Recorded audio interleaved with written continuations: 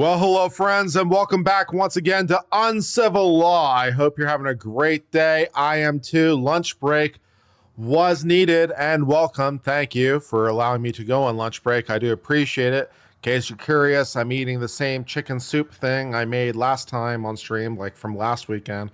I think I've got like one more meal out of it, and then I'm not sure what I'm making after that, but it's healthy and nutritious. In case you care, it was a 5 pound of boneless, skinless chicken thighs, and then it was a medley of some bell pepper, onion, and mushrooms that I cut up, and then it was some seasoning and some herb, better than bouillon herb, and some garlic, of course, and a little MSG for additional umami flavor. Very good, relatively healthy. Everyone's to love. What's not to love? Exciting and fun. We turn our attention once again to the ongoing Karen Reed trial, which continues to ongo, and more cross-examination with Jennifer McCabe. Exciting and fun. So that's all good. And yeah.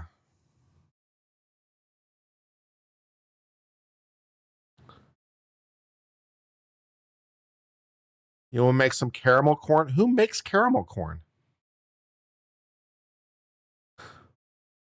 I didn't know anyone made caramel corn. I thought there has been no new caramel corn made in like 30 years, and it's just the same old caramel corn recycling it. Wasn't that a Lewis Black joke? It's, yeah, they wash it. They wash it. Yeah.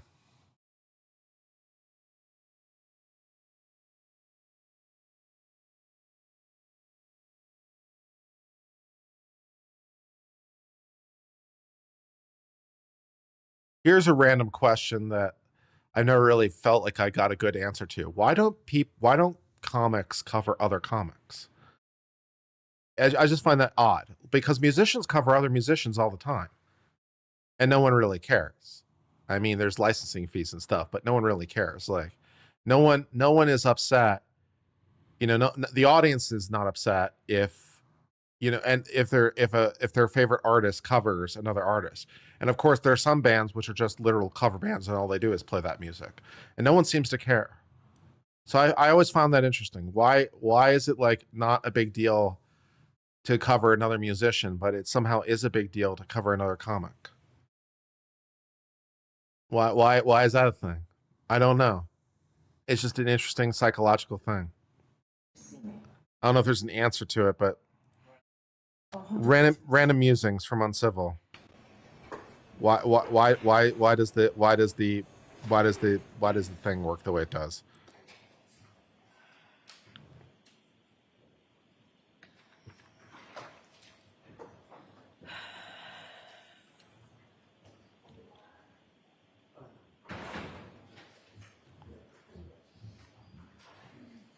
I want to become a cover comic. I want to cover other people's jokes.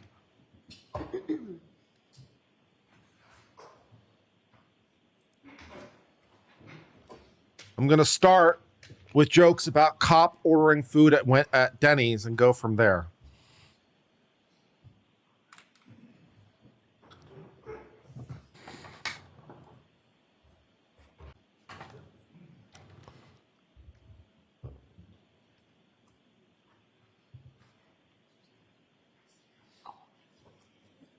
What's the deal with cops ordering food at Denny's? Well. All right. So counsel wanted to see me here or at Sidebar? I have no preference. Sidebar. All right. If it's something to be done in open court, go right ahead. So we had mentioned earlier at the end of Ms. McCabe's testimony, I have clips that I would like to play. There is a dispute regarding two of them. And I've given previous notice to the defense. They've would like different content in than I would. And I would hope to have a court's ruling before I played them. All right. So I received an envelope, court copy, clip 17 was the only one I was given that was in. That's a new one. The other one was dispute. previously turned over to the court. Okay. The ones we have a dispute on are clip 13 and clip 15. Okay. So I viewed the other clips. There's an objection to 13 and 15? There's an objection to them? All right. Let's play them. They're quick, right? Yes, they are. Play them very quickly. It's not that we object to alignment, it's that they're incomplete. So she didn't finish her answer, so we're just asking that it be extended so she can actually complete. So we produced alternative clips. So there's two clips, 13 and clip 15. All right, there's so a Beb Commonwealth sigh. gets to play what they want, and then you can play yours at some point too. I haven't Then Never been to if an you open have mic. time, I I've been can to one. wait I've never have a participated in hearing on one, this. but I I've don't been think to the that. defense can play in self-serving statements because they think it's Okay, doctor I haven't seen it. All right. I saw clip 17. I have no problem with clip 17 coming in. I don't think they have an objection to 17. The ones that are objectionable, I know we're pressed on a Friday. I can hold them till next week until the dispute becomes more clear for the court. Okay. It sounds like this is going to take more time than I thought. All right, so I need what you have, Miss Little. I need that to review this weekend. All right, anything else? The second issue is I should approach the side. Okay.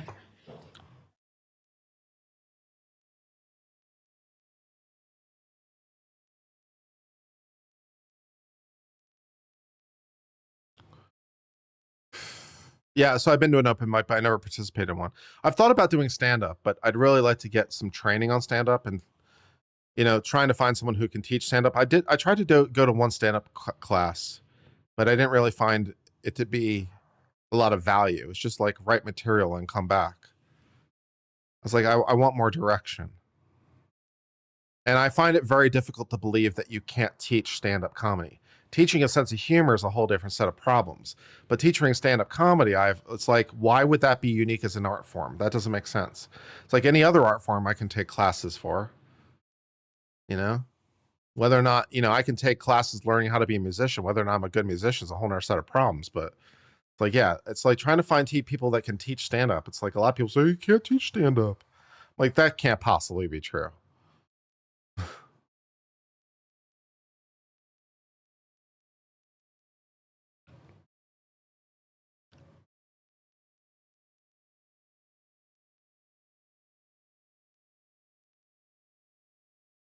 But I'd like to try to do some stand-up at some point, just because I think it'd be fun to add to the skill set.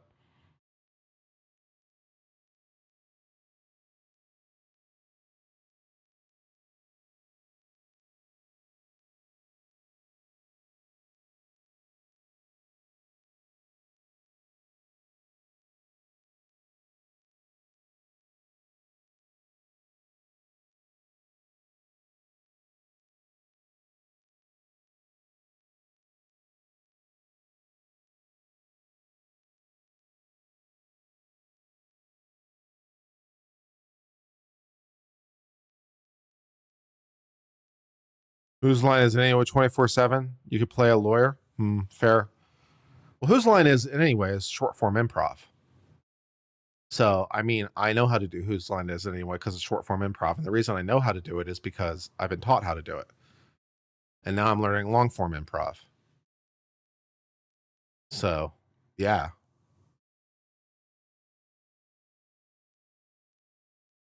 But improv has rules and it has games. And they have classes. God knows, I've been to enough of them.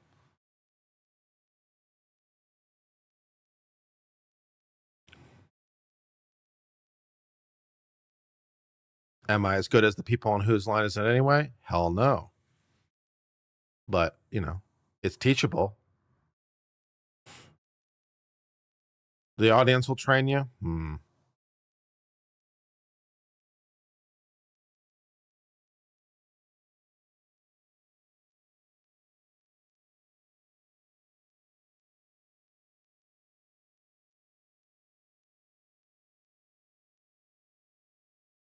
You think you could do stand-up comedy about law?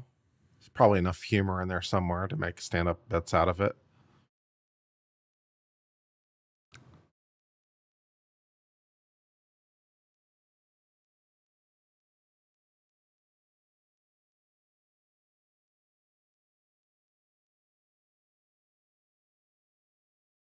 More sidebar.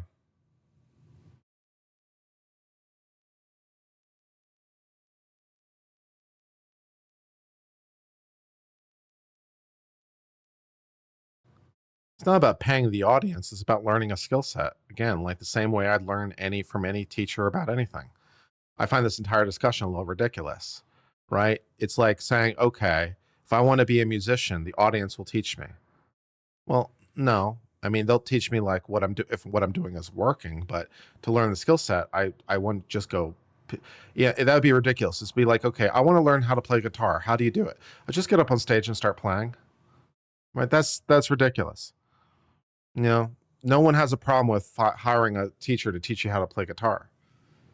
And then, and there are classes that teach you songwriting. There are classes that teach you theater. There are classes that teach you painting.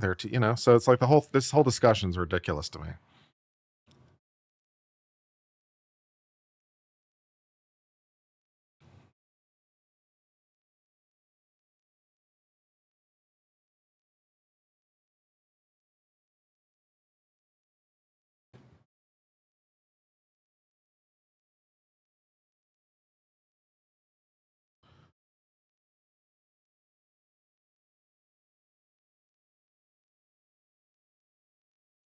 There are classes that will take your mind for things you could teach yourself fairly easily. Well, be that as it may, the classes do exist. So could I teach myself? Maybe. But if I wanted to get instruction, I could. So could I learn guitar on my own? Maybe. If I wanted to pay a teacher to do it, I have that option. I have options.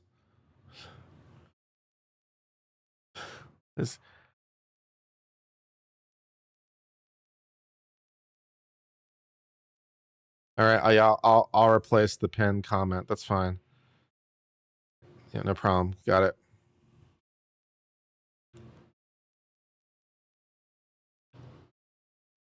I'll work on my stand-up material with you. That'll be good.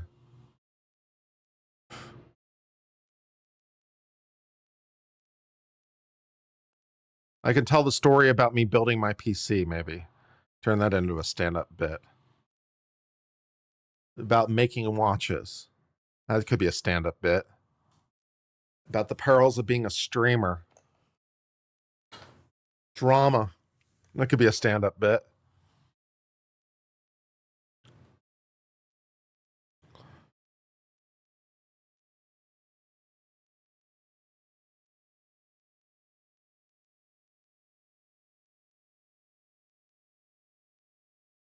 If I cover exclusively Carlos Mencina jokes, is that funny? That's kind of funny, right? Yeah, I'll cover exclusively Carlos Mencina jokes. That's funny.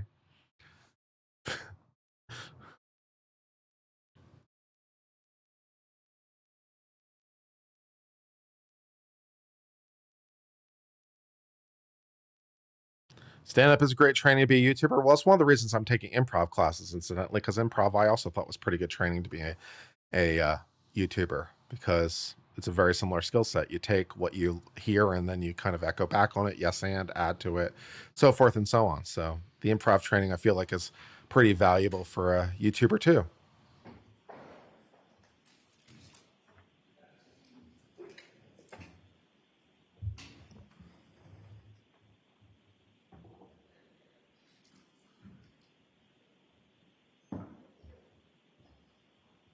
Throw in some obscure, stupid laws, fair.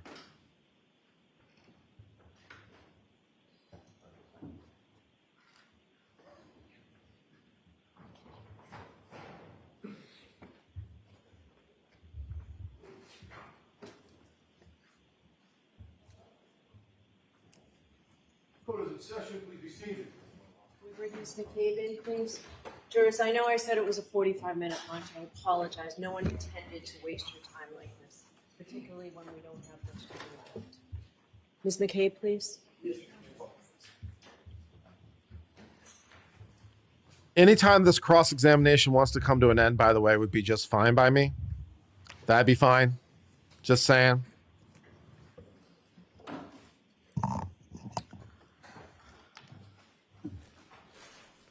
All right, whenever you're ready, Mr. Brennan. Thank you, Your Honor.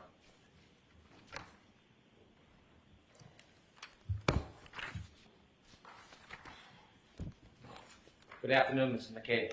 Good afternoon. I want you to briefly tell us your memory of the weather. Oh, good.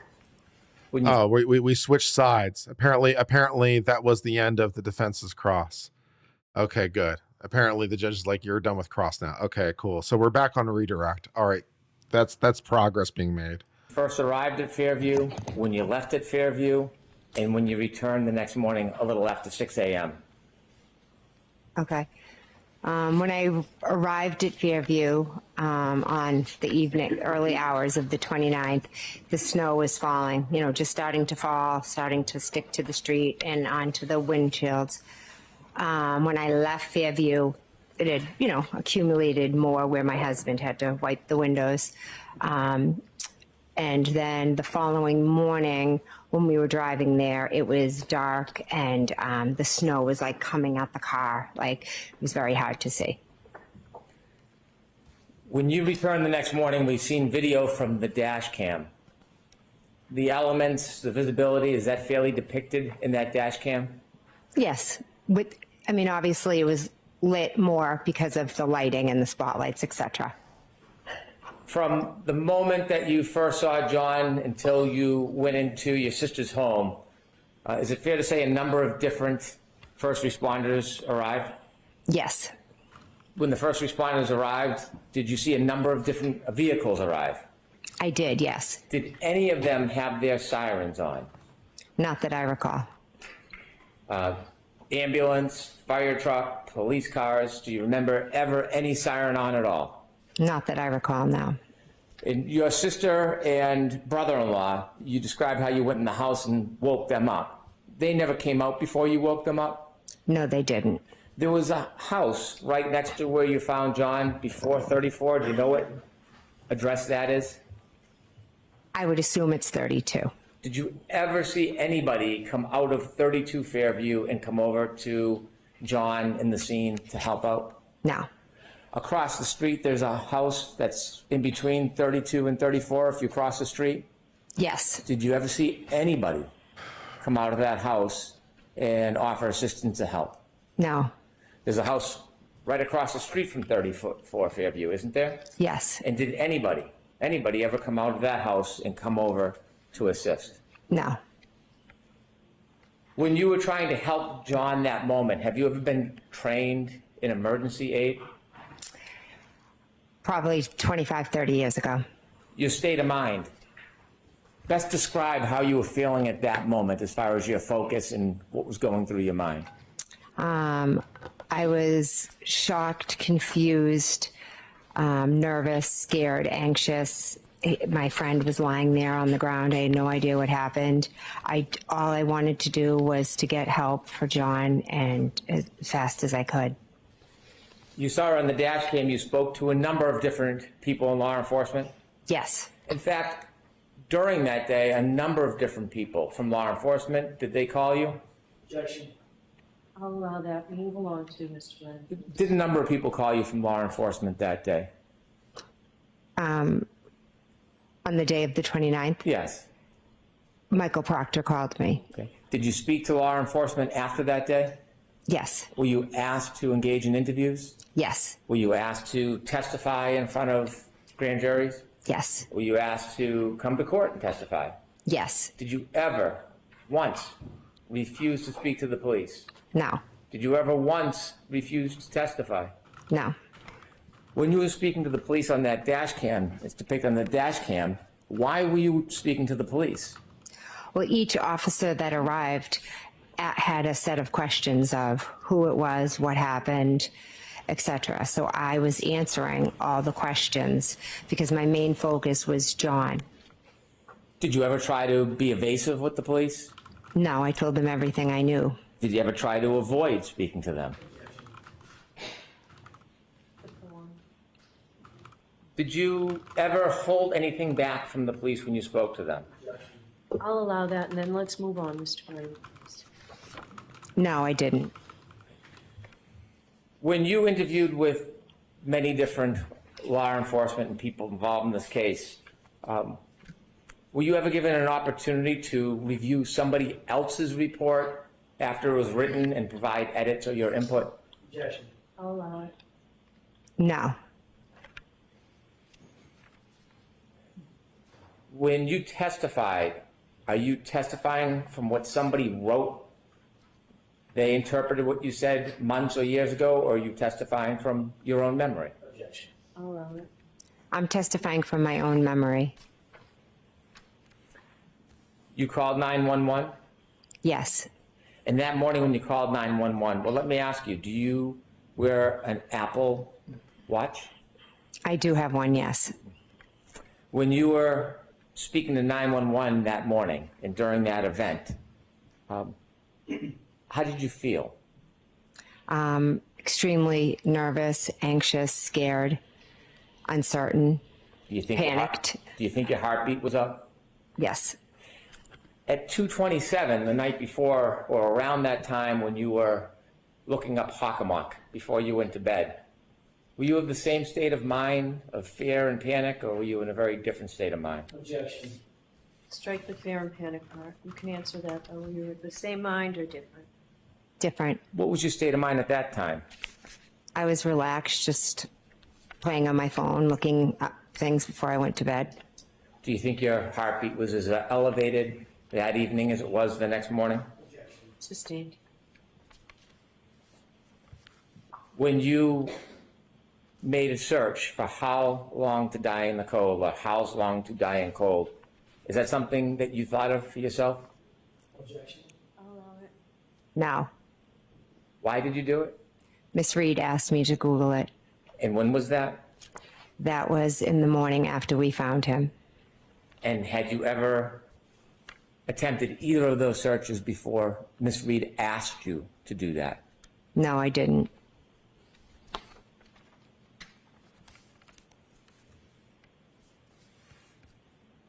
You were asked questions about the next day when you visited the O'Keefe home. And you read some records. Do you remember those questions? Yes, Do you remember going to the O'Keefe home? I do, yes.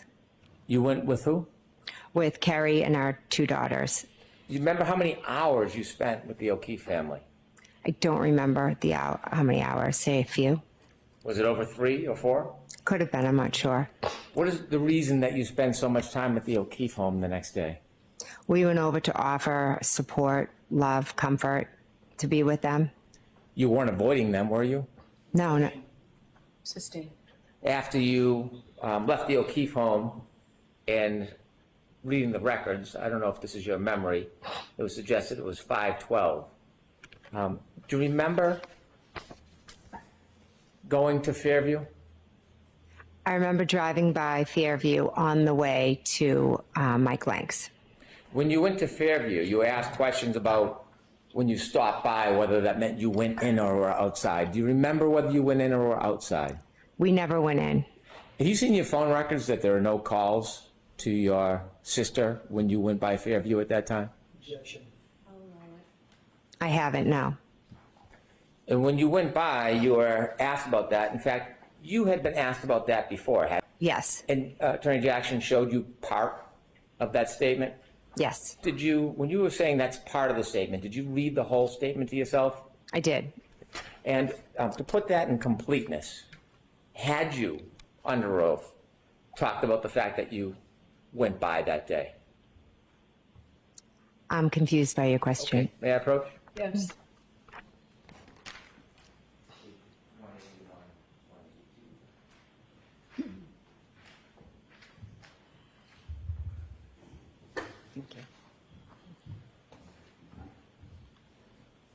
You were shown page 181 and then 182? Yes, And so when you were asked about that before, had you in fact offered under oath that you did go by Fairview? yes, When you stopped by Fairview, according to the questions you were asked, or the records you were asked to read, it was 4 minutes you stopped by Fairview. Does that sound like your memory? no, I know we drove by, slowed down, and we were looking outside. Why did you want to go back to the very scene that you had seen that morning?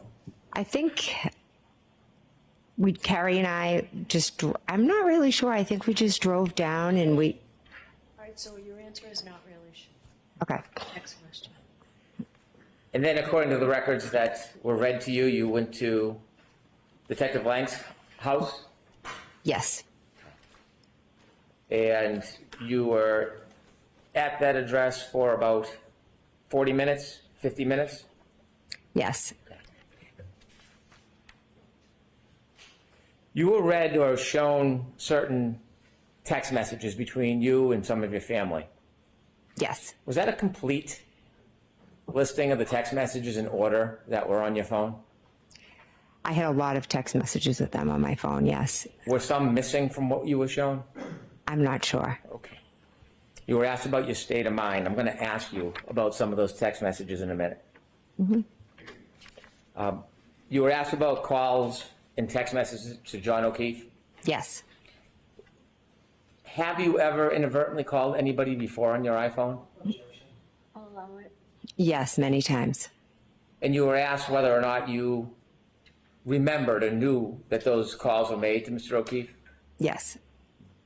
Did you purposely make those calls? No, I do not believe so. If you inadvertently called on purpose, it wouldn't be inadvertent, would it? True. Did John ever answer any of your calls after that 1218 call? No, he didn't. And when you were reaching out to him, did you reach out to him the next morning after you heard from the defendant? I did, yes. Why, Next question, Mr. Blum. why were you reaching out to him? Because I was trying to get in touch with him because Miss Reed said he didn't come home.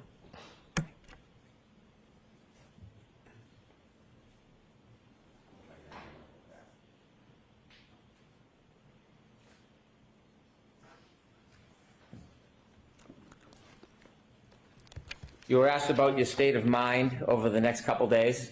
Yes.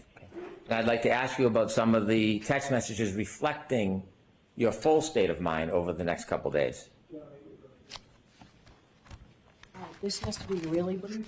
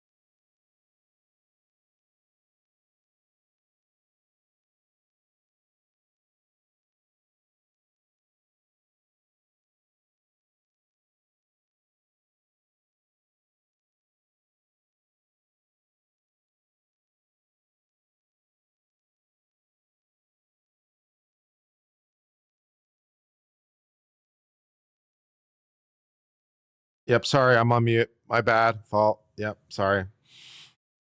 Sorry, I'm on mute again. Yes, trying to remember when I'm on mute and not sometimes.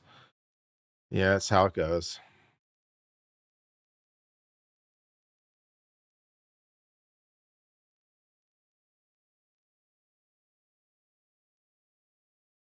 Need like a flashing icon on my computer screen or something.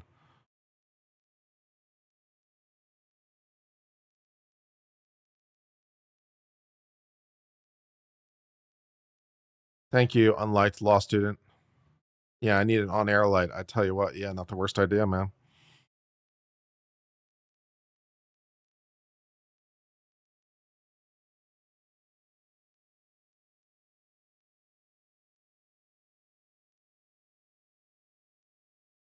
Oh, I'm sure it's a thing. I'm sure it can be done.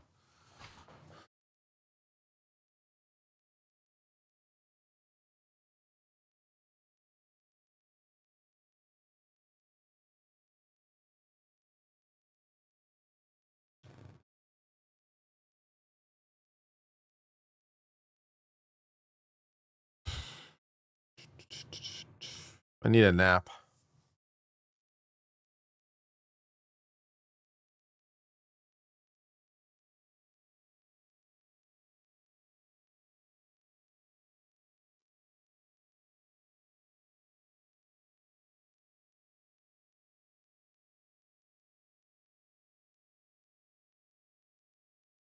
How are things going on with Turtle Boy these days in terms of his case? Is there any updates on that? I don't. Where did things land on that, or does anyone have any information?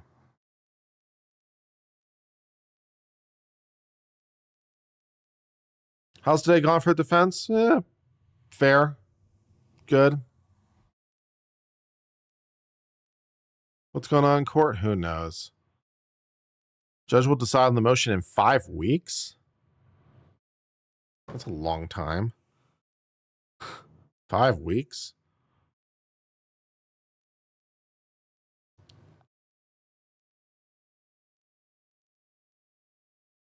That was a revocation hearing, right? He's not going to decide the issue for 5 weeks? What?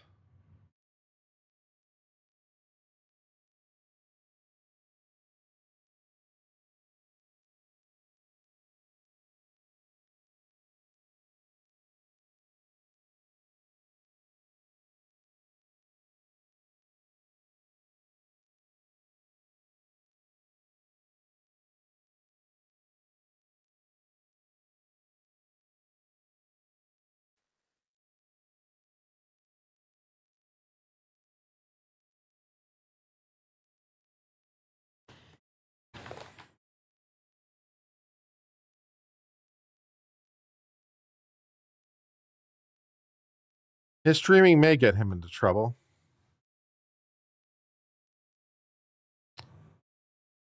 Possible.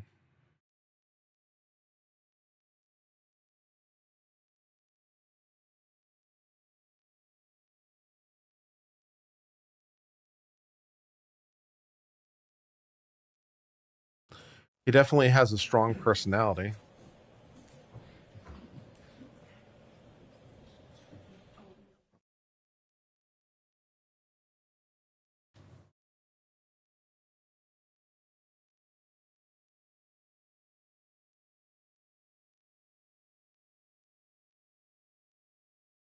First Amendment defense, possible. It's not even clear he's guilty of the statute as written, to be honest. All right, jurors, you're about to hear some evidence. And remember, I told you this morning that before you consider any electronic communication in your deliberations, you must first find that it is more likely true than not that the person who authored or created or sent, transmitted this communication was in fact the person alleged to have done so. If you do not find it is more likely true than not that the person alleged to have transmitted, created these messages, then you may not consider the electronic communication in deciding this case. And remember, what you're about to hear, you're not to use for the truth of the statement. It goes simply to the state of mind of Ms. McCabe at the time of the message. All right. Go ahead, Mr. Brennan. Thank you. May I approach with a copy for the witness? Yes. Thank you.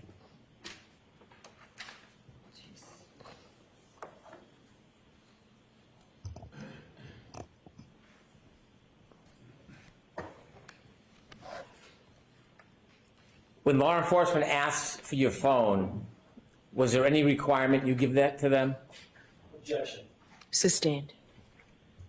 Did you voluntarily consent to give your entire phone to law enforcement? Objection. I'll allow that.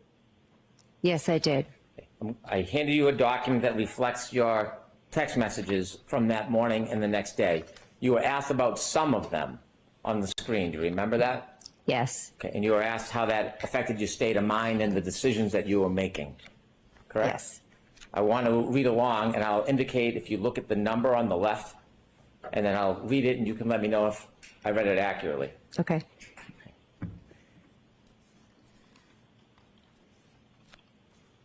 Starting at number 17, there's a phone call saying, please answer. Who are you calling?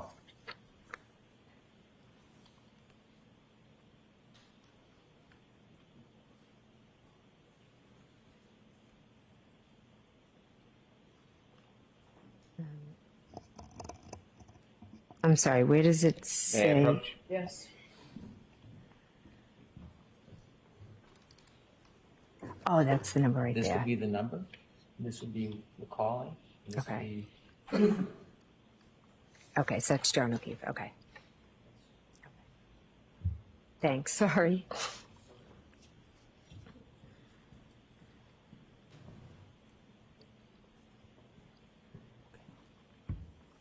Number 17, phone call, please answer. Who are you calling? John O'Keefe. Do you know at that point where he is? No. 459-49, number 18. Karen is worried. We need to find you. John O'Keefe. 504-40, number 19. Please answer so I know you're okay. Who are you calling? John O'Keefe.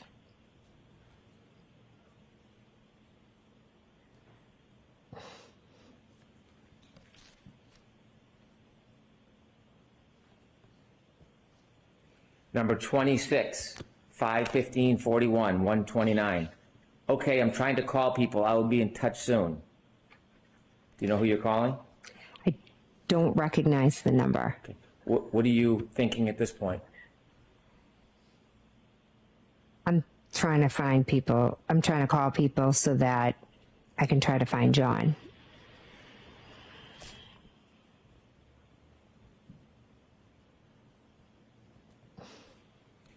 Number 31, 522-57, 129. Okay, I tried to Beatty. Okay, I just talked to her. What are you referring to?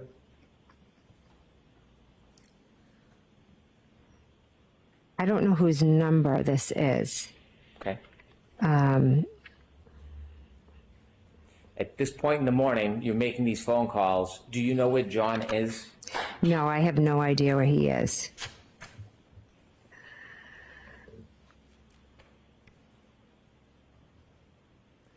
Turn to number 48, 129-22 at 8:44. You're texting any update. What is your state of mind? Which number is this? Number 48. 48.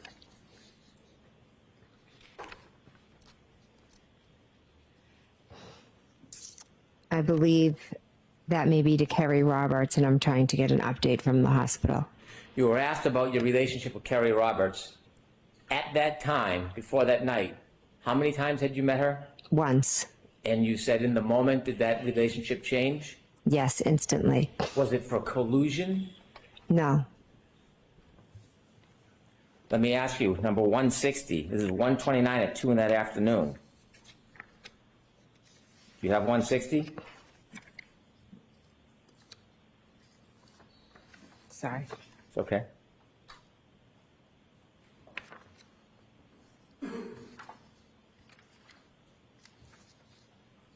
Okay, I'm here. 160. Do you see that? Mm-hmm. Okay. I can't stop seeing him in the snow. Jen, this is awful. Who's that from?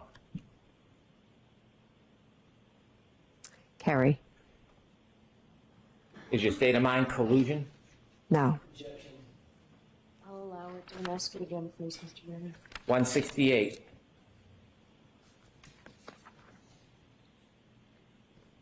$129.22 at 2:04:32. You're calling Miss Roberts.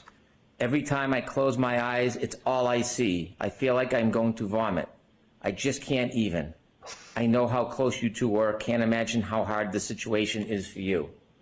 Does this reflect your state of mind that day? Yeah. I'll allow it. Objections noted. Next question. Oh my God. Oh, Sidebar.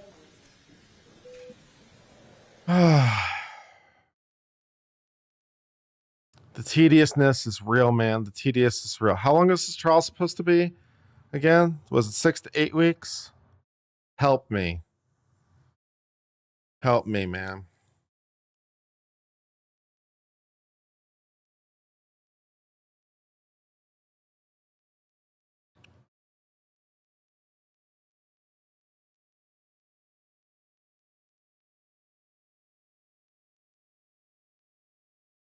Yeah, everyone looks bored. That's the thing. A lot of trials are often boring. as a judge, man, it's particularly like just sit because you're sitting there a lot. We got spinny fan, we got smoke alarm, and we got full lamp now. We got all three of our characters together on screen in full unredacted glory. That's pretty interesting. That's an interesting turn in this social relationship for sure. Oh no, they went away. I was trying to work on my pros, man.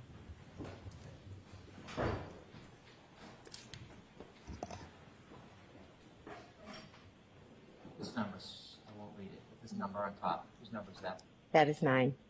And the bottom number is who it's going to? Yes. So this text message, is this what you wrote Yes, it is. to Carrie? Yes, it is. Okay.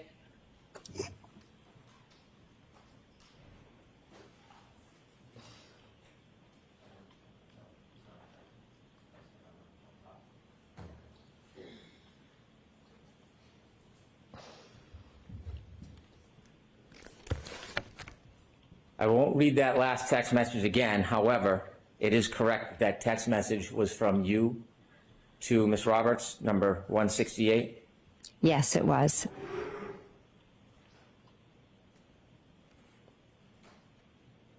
And the response in this text message, number 169, from Ms. Roberts to you, you were also, this is awful, Jen, I'm in shock. Yes. Number 170. And this one is from Ms. Roberts to you, 12922 at 2:05:45. I literally am having wine. I don't know what to do. Calm down. Yes. 171 at 2:06:35 on 12922. From you to Ms. Roberts, I know I am definitely in shock and it keeps hitting me. I just feel so sick. Is that accurate? Yes. I'm going to read one more. 172. And this is from Ms. Roberts to you at 2:13:41 on 12922. I don't know what to even do. I'm so sorry for both of us. Is that accurate? Yes. Number 175. Again to Ms. Roberts, 2:14:15, 12922. Do you text, I talked to Peggy, I am devastated for them? Yes. Did you follow up seconds later at 2:14:56 on 12922? I am so sick to my stomach. Yes.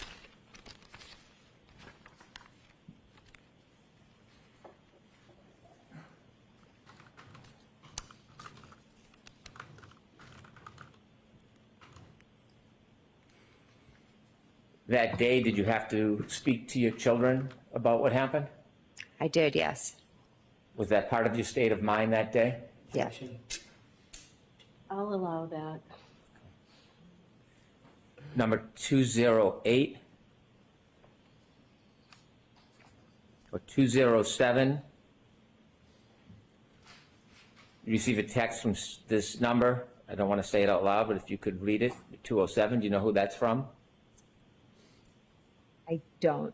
Okay, we'll move to the next one then.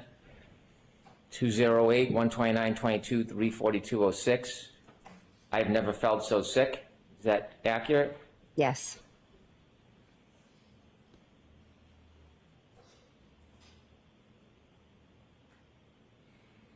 Number 210, 43340, 12922. You text messaging somebody? Yes. Do you know who that is? I don't, just off of the number. Okay. And this text message, is this from you to somebody? Yes. My mind is racing. I have that awful feeling in my gut like I am about. I'll allow it. Sent by this witness allegedly. My mind is racing. I have that awful feeling in my gut like I am about to puke.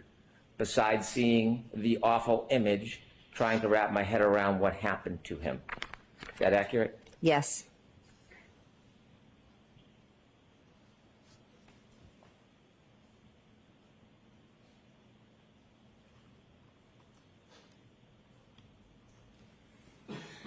2:13. This is on 1/29/22 at 4:38:20. Do you know who was texting you? Yes, Who? my friend. Once things settle, you need to talk to someone and process the trauma. And then 2:14, you respond, 1/29/22, 4:40:38. I have been shaking since this AM. I feel so sick. Everything started to be a blur and all run into each other. Yes, And this is at 4:40:38 at 1/29/22. yes, And during that day, you've spoken to law enforcement yes, and the days that follow. yes.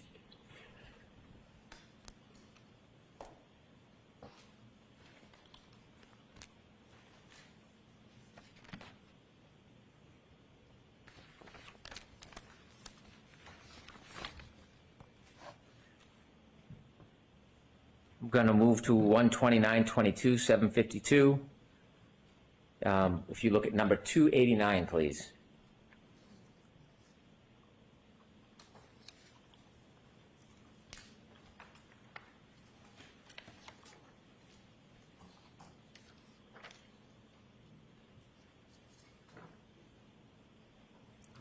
Okay. At 289, is this a text from your sister, Nicole? Yes, Any update? Is that accurate? yes,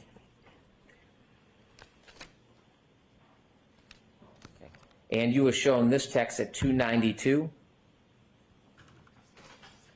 yes, and you texted your sister, Kerry talked to cops, kept it simple. yes. What did you mean by that? I mean, the cops had gone to her house, but she had had a long day and been drinking some wine, so she said she just made it quick. And you were sharing that with your sister? Yes, And was your sister part of many of these texts as part of your support group? yes, Did anybody tell you that you shouldn't rely on your family and have a conversation about what you went through? I'll allow that. no, no one did.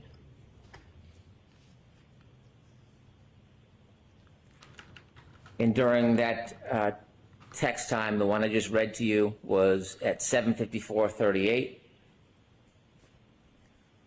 Turn to 296, 1/29/22 at 7:56:50.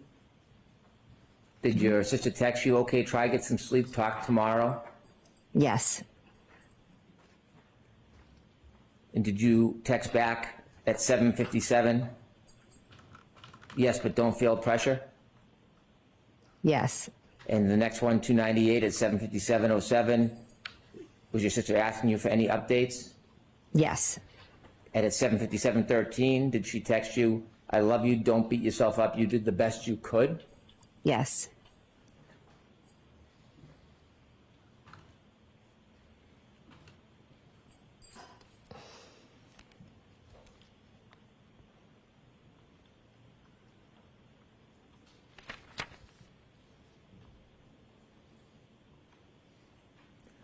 And just a few minutes later, one at number 308, please, 1/29/22 at 8:01 p.m. Did your sister again write to you, okay, text me in the AM if you hear anything later? yes, And you continued texting with her? yes, Okay.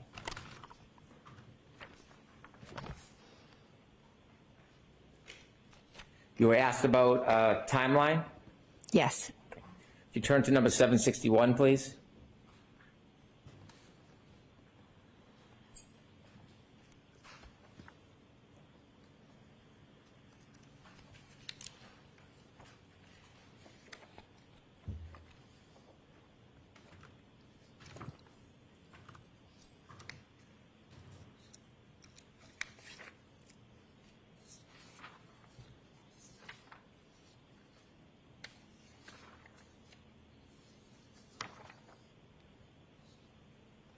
$761. 761, please. What page is that on? 248? I'm missing page 248. You don't have a two-page 48? No, it stops at 212 and picks up at 253. Yeah, stand with the witness, Your Honor.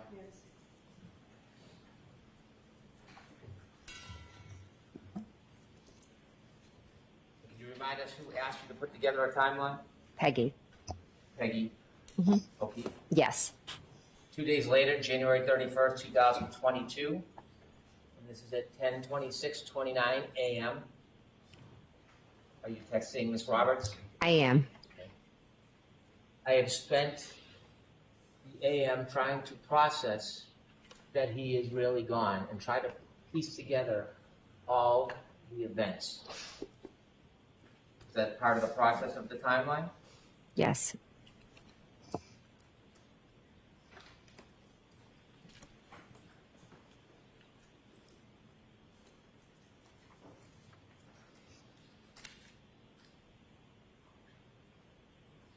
At some point on the 31st, was something happening around Fairview Road that you learned?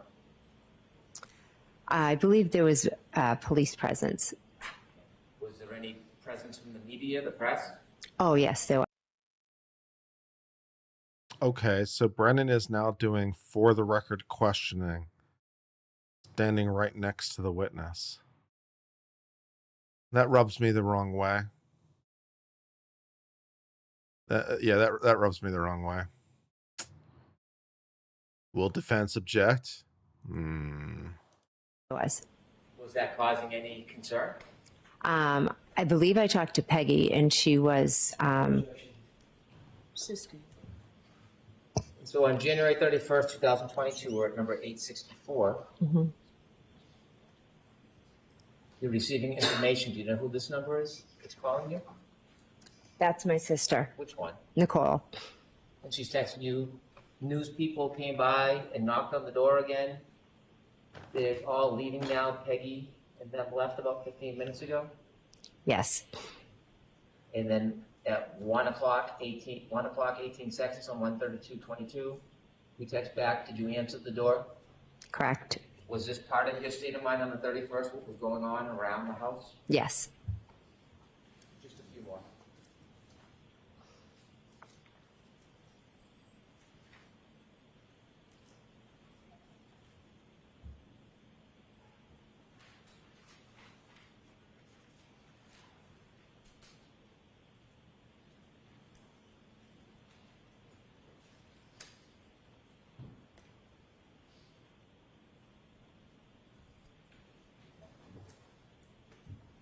Yeah, go back to where the council stands, man.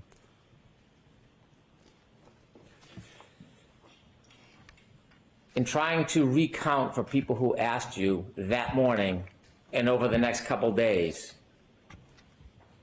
some of what's reflected in those text messages, was that part of your state of mind?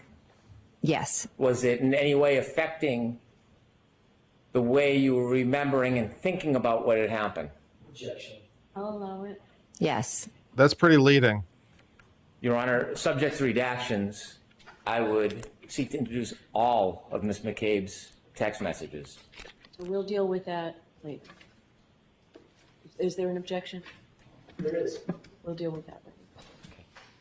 Thank you. I have no further questions. Thank God. Please tell me you don't have anything more. Ms. McCabe, a couple of follow-up questions. You indicated on redirect examination that there were no sirens that you heard that morning with the approach of the first responders. Is that right? I don't believe there was. But they did have their lights on. I saw a spotlight, yes, and I do believe they had lights on, yes. Flashing red and blue lights or red lights, some combination thereof, correct? Correct. That was cruisers, police cruisers, correct? Yes. There were fire SUVs, in other words, a captain of a fire department. Possibly. There were fire trucks and fire engines. You know the difference? No. Fire engine. No, I don't. with the ladder on it. Yes. There was an ambulance. Is that a technical correct? distinction? Yes. And all of them had their emergency lights on. Most likely, yes. All of them had their motors running. I'm not sure if they were all running. They could have been, yes. Certainly, you would agree that there was a cacophony of diesel engines and gasoline engines and internal combustion engines that were running right outside of 34 Fairview, although no sirens, correct? I wouldn't exactly say right outside of 34 Fairview. I'd say there were some right outside of 34 Fairview, but the first vehicle pulled up kind of right just on the right end, and most of the vehicles with the lights on were to the left. So they were actually more in front of 32 Fairview. But there were vehicles. There was Miss Roberts' vehicle, and then I believe another vehicle pulled up. I think I remember from seeing the dash cam. And Sarah's cruiser, correct? Yes. And Mulaney's cruiser, just on the other side of Terry Roberts' vehicle, correct? Yes, I don't believe lights were on. His lights were on. And there was an ambulance just to the left and behind Sarah's vehicle, correct? Yes, which would have been in front of 32 Fairview. Lights on that as well? Yes, All facing in the direction of 34 Fairview, correct? facing, but out front of 32. So is there a reason that you're so resistant to admit that there was a cacophony of sound and noise outside of 34 Fairview? No, Okay. So there was, correct? outside on the front lawn, yes, side lawn. And there was also some people yelling and screaming at a high pitch, right? Yes, Both Miss Reed, who was yelling and screaming, correct? correct.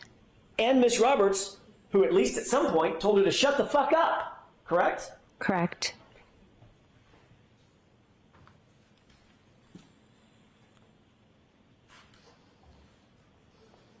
You were asked about the stop at 34 Fairview on the way to Sergeant Lang's house on redirect examination by Mr. Brennan just now, correct? I was, yes. He showed you a couple of pages of your transcript from that question and answer, correct? I believe he showed me a page, yes.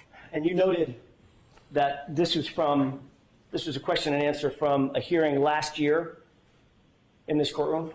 Yes, And you admitted that you stopped, but actually, let me rephrase that. You were confronted with the fact that you stopped at 34 Fairview on the way to Officer Lang's house, Sergeant Lang's house, by me on cross-examination, correct? yes, you asked me. You also indicated that you have never refused to speak to the police, any law enforcement officer in this case, correct? I've spoken when but asked to, yes. But in point of fact, when you were approached by the two law enforcement agents who were not connected to Massachusetts State Police or to Canton PD, you suspended that interview and refused to answer further questions, correct? I welcomed them in my house, sat with them, and then I stopped, and then I met with them a few times after, and I answered all their questions that they asked. I helped clear up some misconceptions that they had been told, and as you know, I know they're no longer investigating, so I think I helped them well. And you're obviously well aware that in that first interview, you stopped the interview cold and refused to answer further questions, correct? I said I'm going to stop, and I'm going to seek some counsel, yes.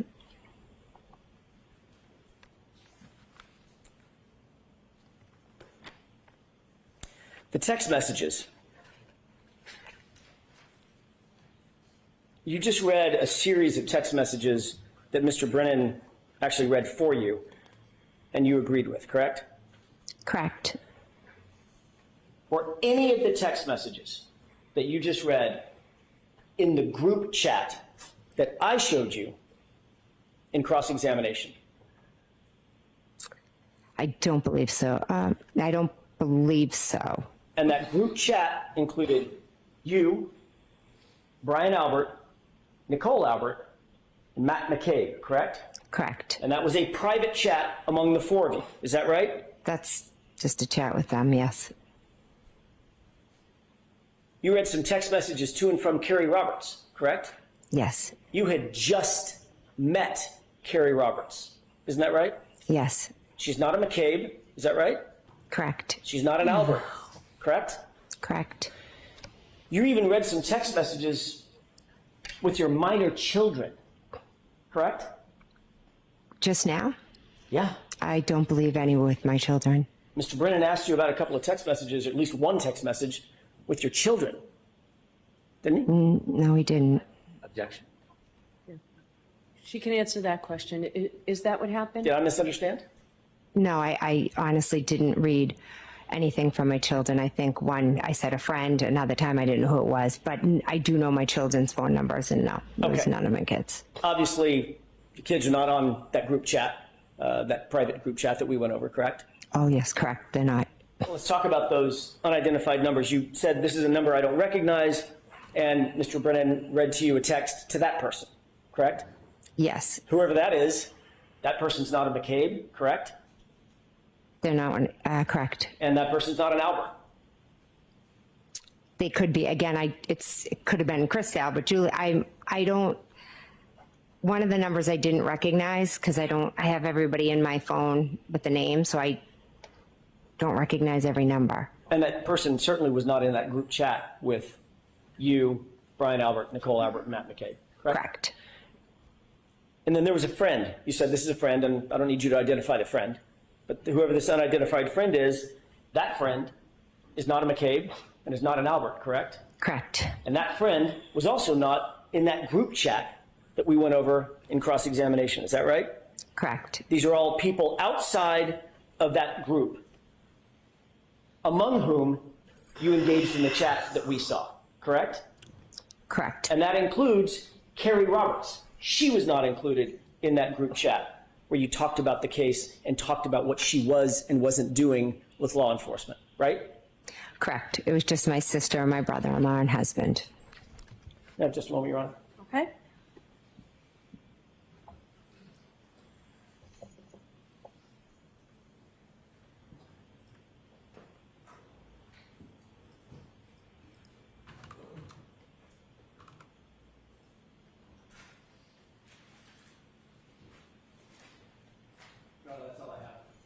All right.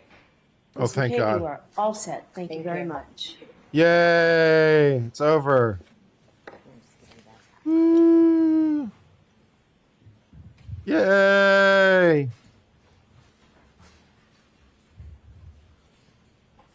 All right. Thank God that's over, man. I have to say, man, that was a lot of pain, a lot of pulling teeth, man. I'm very happy that's over. Hopefully the jury got something of value out of that, given how long it took. All right, what's next? I'd like to play a couple of clips, Your Honor. Yeah, I'd actually just wait 10 seconds. I'm sorry. All right, you can play them now.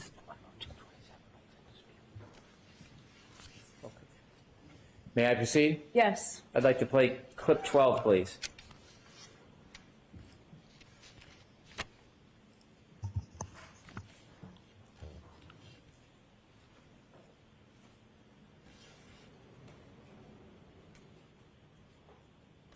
There was a woman who was a mother to kids that were close to John's kids, who lived very close to the Alberts. In fact, when Jen was navigating John, she said it's near Ashley's house. Ashley and John were hooked up prior to John and I dating. Okay. Noted. There was a woman. Thanks. Hold on. Hold on before you play it We've again. already played that one. We don't need to play it again. Okay. 12A, please.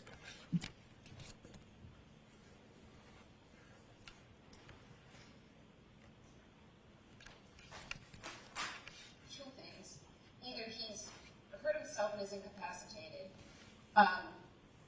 He could be passed out on someone's couch, which is just weird. We're not on a campus. Everyone lives in their own home with children. Or he's sleeping with someone. And there were multiple women in the neighborhood of Fairview that John had been with. And one of them very recently, before I started dating John. Clip 16, please.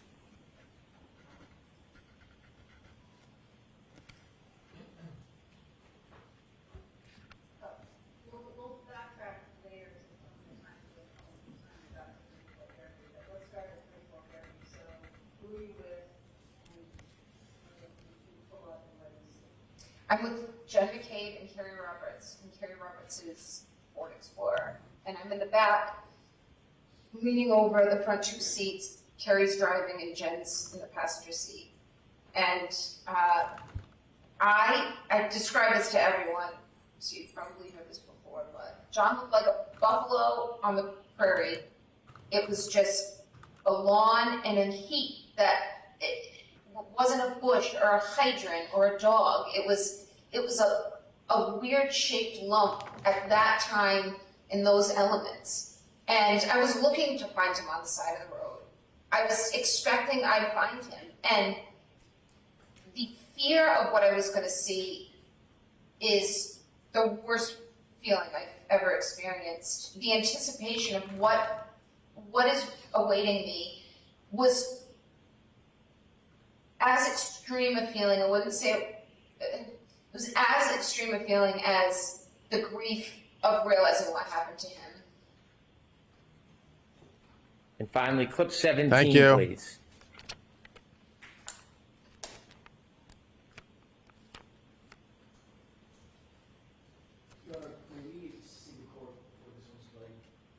All right, hold that, please.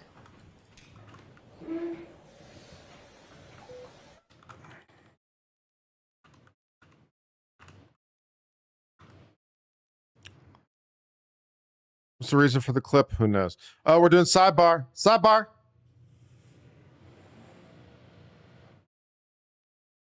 Yeah, I'm going to go 4 roses. Then I'm going to go Buffalo Trace. Then I'm going to go Wild Turkey. Then I'll go Makers. Then I'm going to go Woodford. Then I'm going to go Jim Beam. Yeah, that sounds roughly the correct order, I think. Oh, Knob Creek have to put in there somewhere too. Where do I put Knob Creek? Knob Creek is better than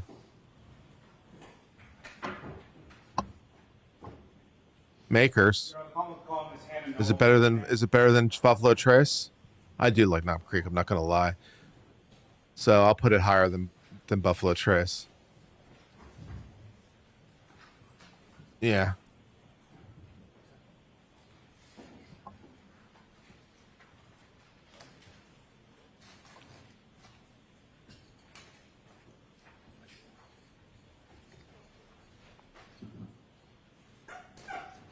Thank you for the lemon, doing me a flash dance of some kind. Appreciate that, Barb. It's very nice.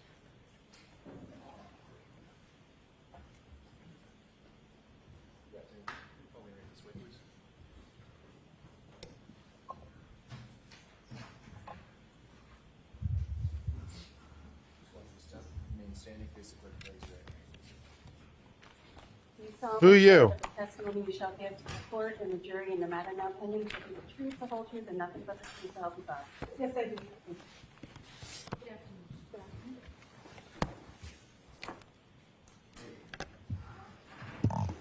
All right, Mr. Lally, whenever you're ready. Thank you, Your Honor. Good afternoon, ma'am. Good afternoon. Could you please introduce yourself to the jury and spell your last name for the court? Certainly. My name is Hannah Knowles. My last name is spelled Knowles. And what is your occupation? I'm a forensic scientist at the Massachusetts State Police Crime Lab. And prior to working at the lab, where did you go to school? I have a Bachelor of Science from Simmons University in Boston and a Master's of Science in Forensic Science from the George Washington University. And how long have you worked at the State Police Lab? Since October of 2006. And in what capacity do you work there now? I'm currently a Forensic Scientist 4 in the Toxicology unit. Now, when you joined the State Police Lab, what was your position and title that you were initially hired for? I was initially hired as a Chemist 1 in the Drug Identification or Narcotics unit. After about a year in that position, I was promoted to a Chemist 2 position. After about a year, there was a position available in the Toxicology unit, so I applied for that available position, transferred to the Tox unit, in about August of 2007, and have been in the toxicology unit ever since. And Ms. Knowles, briefly, if you could describe sort of what is the difference between a chemist 1 and a chemist 2? At the time, the job series for folks that worked at the crime lab was the chemist series. A chemist 1 was an entry-level or trainee type position where the individual was responsible for progressing through the training program, assisting with casework as they are authorized on different modules. Chemist 2 was a bench-level analyst, someone who had completed training or had a significant amount of authorizations and could work on casework and worked independently from that point forward. And similarly, what is sort of the difference between a chemist 2 and a chemist 3? The Chemist 3 series that was in place prior to 2014 was a first-level supervisory role. It was somebody who oversaw the day-to-day operations and the work of forensic scientists 1 and 2, or chemists 1 and 2. And what are your current duties and responsibilities at the State Police Lab? In 2014, those chemist classifications that I was describing got changed to forensic scientists. Forensic scientists 1, 2, 3, 4, and 5 is the series. Currently, I'm a forensic scientist 4, and so my role is overseeing training and validation for the toxicology unit. Is there a continuing educational component to your work at the lab? Yes, there is. And can you describe that for the jury, please? As part of our accreditation, analysts are required to participate in continuing education at least once per year as they continue to work in their role. Continuing education can consist of participating in workshops or webinars, attending conferences or meetings, or documenting ongoing literature review of new journal articles as they're published. What is proficiency testing? Proficiency testing is something that we utilize in the laboratory to assess processes and competencies of an individual, as well as the processes that are in place for a particular unit or department or scope of testing. Proficiency testing is also an accreditation requirement. Individuals are required by our internal processes to participate in proficiency testing at least once per year as sort of an ongoing assessment. And what a proficiency test is materials that are purchased by the laboratory from a third-party vendor. Those materials are analyzed as if they were casework, but there are expected results or known results for those samples. Once the laboratory processes those samples, just like their casework, we submit the results to the external vendor that we purchased the materials from. The results are compared to the expected results, and we have to have our results meet those expected results in order for the proficiency test to be considered successful. Now, over the course of your years at the lab, have you undergone proficiency testing? Yes, I have. And have you passed each of those respective proficiency tests that you've taken? To the best of my knowledge, yes. Now, is the State Police Lab accredited? Yes, it is. And by whom? The Massachusetts State Police Crime Lab is currently accredited by the American National Standards Institute National Accreditation Board. And what does that accreditation process consist of? The accreditation process consists of on-site assessments as well as remote or virtual assessments to evaluate our policies and procedures, our personnel, our management, as well as our facilities to ensure that we are meeting established accreditation standards. The standards that we're currently accredited to is an international standard 17025 with additional requirements for forensic testing laboratories. And so there are folks that come from that organization, ANAB, that come to evaluate all of those different aspects of our processes to ensure that we are meeting the standards set out in their requirements. And the State Police Lab, in particular, the toxicology unit within that lab, is that accreditation up to date at this point? Yes, we're currently accredited to that standard. Now, just in general terms, Ms. Knowles, if you could explain to the jury, what is forensic science? Forensic science generally is the application of science to questions of law. And just again, in sort of general terms, if you could explain to the jury, what is toxicology? Toxicology generally is a study of chemicals and other substances and how they impact a living organism or a person. Now, asking a little more specifically, what is forensic toxicology? Forensic toxicology is generally looking at drugs and alcohol in the human body and how it affects the individual, and applying chemistry and other disciplines to measure the concentration or determine the presence or absence of relevant substances. Are there different types of alcohol? Yes, there are. And what are those types? Generally, alcohols are a family or a group of drugs or chemicals that have a specific functional group or a specific structure. The types of alcohols that are analyzed in the laboratory that I work include methanol, ethanol, and isopropanol. And what are the differences between those different types? They all have similar but slightly different structures. Methanol is a solvent. Sometimes it's called wood grain alcohol. Isopropanol is rubbing alcohol or 2-propanol, and that is typically used as a disinfectant. And ethanol is the type of alcohol that we typically are referring to when we talk about alcoholic beverages. It's what's present in those types of liquids. Now, Ms. Knowles, through your training and experience, are you familiar with a term known as a central nervous system depressant? Yes, I am. And can you explain that term to the jury? Sure. A central nervous system depressant is a drug or a substance that works to slow down the reactions of nerves in your body. It makes nerve cells slower or less likely to respond to stimulus. Now, is alcohol a central nervous system depressant? Yes, it is. And how would that central nervous system depressant affect the human body? The effects depend on the concentration or the amount that's present in the body. Effects range, depending on that concentration, from slowing reaction time, reducing heart rate or respiration rate in an individual. That slower respiration rate can also result in drowsiness or unconsciousness. Slower reaction time and more limited muscle control can also result in outward appearances like a staggering gait or slurred speech.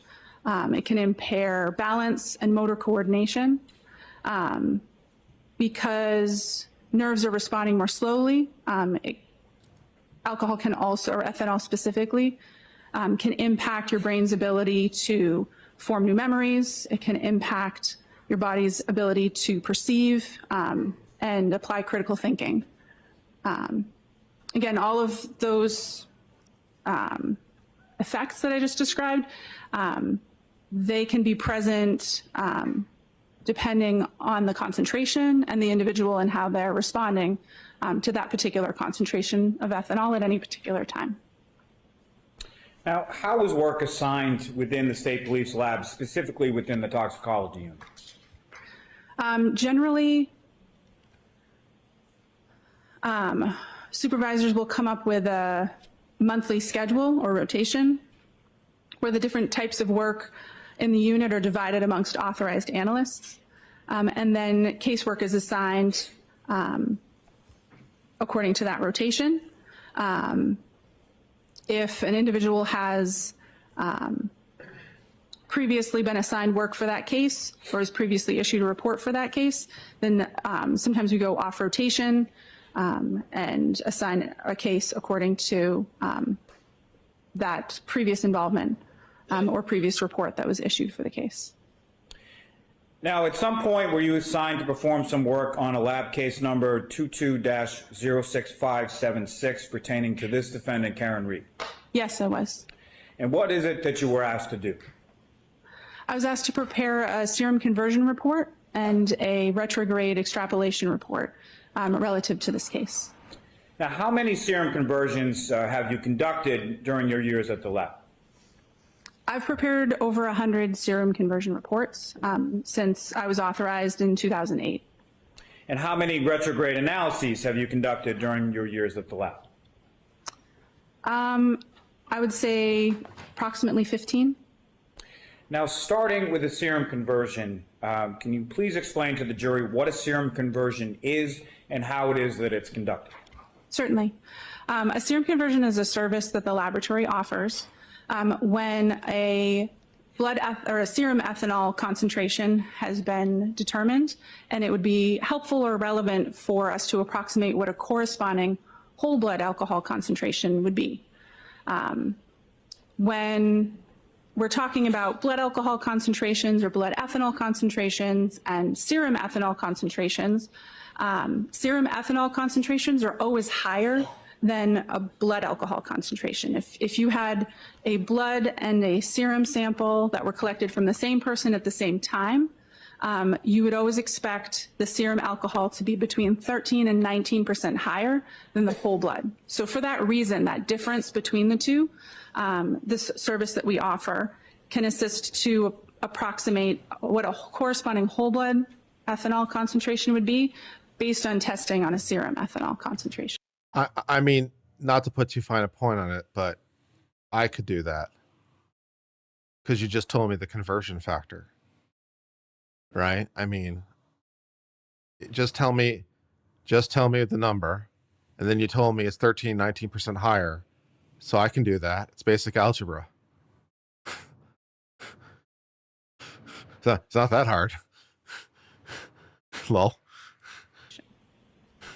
And did you have occasion to perform a serum conversion with respect to this defendant? Yes, I did. And what materials or documents did you receive in order to perform that analysis? For the serum conversion, I referred to medical records that were provided with a request. May I approach and retrieve what's been previously marked as Exhibit 37? Yes. May I approach the witness? Yes. I'm showing you a document. You recognize that document? It's not even science at that point. It's just math. No science involved. Well, some people might think math is witchcraft, but I don't think it is. May I approach again, Your Honor? Yes. Yes, sure. Turning your attention to a previously tabbed portion of those records. Thank you, Barb, for the super chats. Super stickers are very nice. 52nd page of those records. Do you recognize that? Yes, the flagged page is consistent with the portion of the medical records that I had reviewed in preparation for. Of course, our British friends who are absolutely wrong would call it maths because they're idiots. The serum conversion calculations for this report. And those medical records pertain to a Ms. Karen Reed from the Good Samaritan Medical Center. Is that correct? Yes, they do. And in those records on that 52nd page, what was reported as the defendant's ethanol level? The results are recorded as an alcohol result with a value of 93 milligrams per deciliter. And pursuant to those records, at what time was that sample taken from the defendant at the Good Samaritan Medical Center? The collection time listed on the medical records is January 29th, 2022 at 9:08 a.m. Now, that recording and a measurement of milligrams per deciliter, is that typical for how you see ethanol measured by hospital labs? Yes.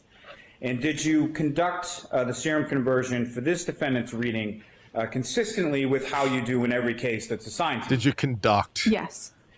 Now, please explain to the jury how you're able to convert that serum level reading to a blood alcohol concentration. Really? Seriously? So, the way that the calculation is performed is kind of in two steps. So the results are listed in milligrams per deciliter, which is common in clinical testing. And to convert it to the type of units that are typically used for blood alcohol concentrations, we just divide by 1,000 to get that into the right units. So 93 milligrams per deciliter converts to 0.093 grams per cent. Yes, it and would. then to perform the serum conversion, or to get this serum ethanol concentration, Although I think you're into multiplying what we by would 1,000, not estimate dividing by, to be but a whatever. blood alcohol concentration. We apply two conversion factors, a low and a high conversion factor, to account for the range that we see in the typical population. Right, you told me that earlier. I mentioned earlier that serum is usually between 13 to 19% higher. So we divide that 0.093 by 1.13 and by 1.19 to get a low and a high.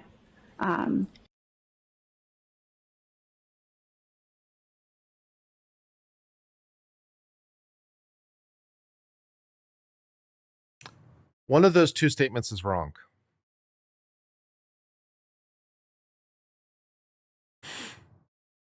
One of those two statements is wrong. If it's 13, 19% higher, you don't divide by 13 and 19% because it's not the same the other way around. So, what? Yeah. Blood alcohol concentration for that range. And those conversion factors that you just mentioned, where do those come from? The conversion factors come from literature where they've performed experiments similar to how I described. They have individuals that have ingested ethanol. They collect samples from them and test their whole blood and test their serum alcohol concentrations, and then compare them and see what the ratio is between them. The current ratios that are used by the laboratory, the 13 and 19%, those are also consistent with consensus body documents or sort of industry standards that we utilize and base our protocols upon. Now that 13 and 19%, how long have those conversion factors been in place? There was a consensus body document published in 2024, and so we adjusted the serum.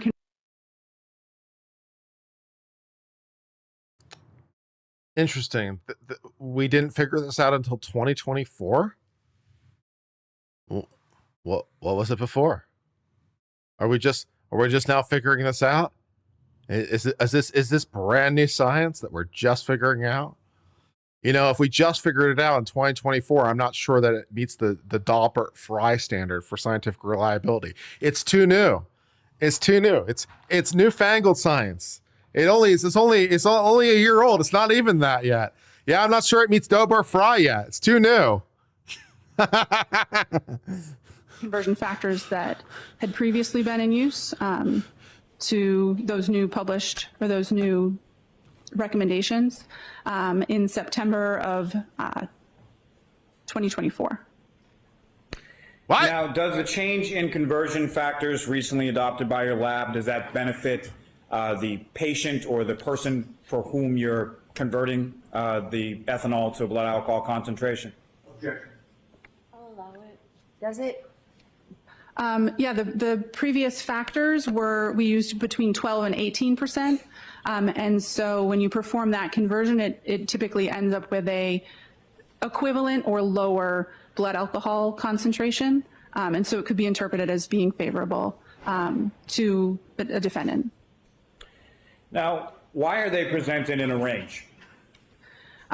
We don't use just bodies are one different? conversion factor because in the studies that we base our procedures on, it demonstrates that the general population does not have one consistent conversion factor or ratio. Wow, I got the right answer even though I'm not an expert. That's amazing. Concentrations. I just took a guess and it was the right answer. To ensure that I must be smart. Conversion that we're I'm utilizing ready to be a complete lab applies to tech. most of the general population.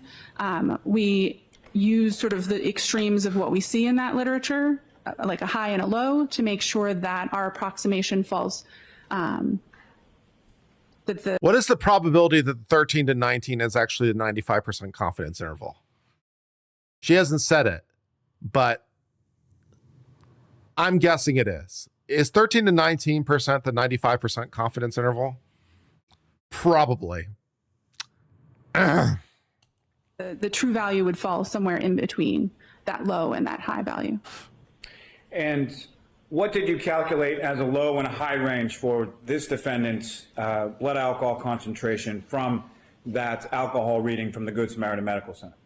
So the 93 milligrams per deciliter serum ethanol concentration would convert to between 0.078 and 0.092% or grams percent. And again, Ms. Knowles, that's at the time that the blood is drawn at approximately 9:08 a.m. on January 29th. Is that correct?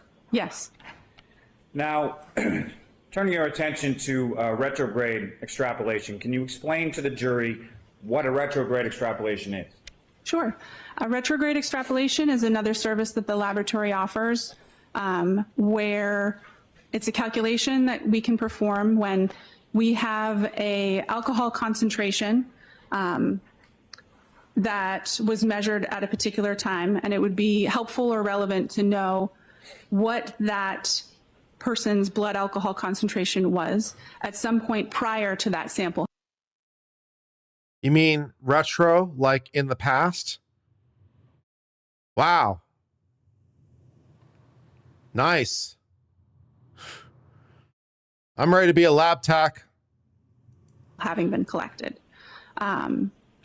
What we're doing with this calculation is taking what we know about how quickly the human body is capable of breaking down alcohol and applying that rate of elimination to the time interval between when the sample was collected and tested. What's the rate of and breakdown? When what's there the might rate of be a breakdown? particular That's got to time have a of range to it, interest, right? a car accident or Are you going to tell me that? some interaction where that person's blood alcohol concentration might be relevant.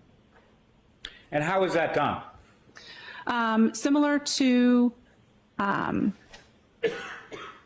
the range of conversion factors that we were looking at with the serum conversion, we know that the rate of elimination in alcohol in humans varies from person to person.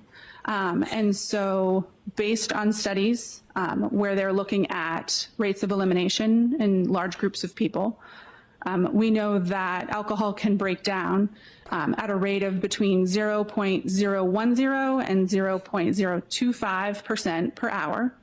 And so we take when we're looking at a serum conversion and then being combined with a retrograde, we take the smaller of the serum conversion range and we add that to the slowest elimination rate multiplied by a time interval. Why? And then we also take the larger of the serum conversion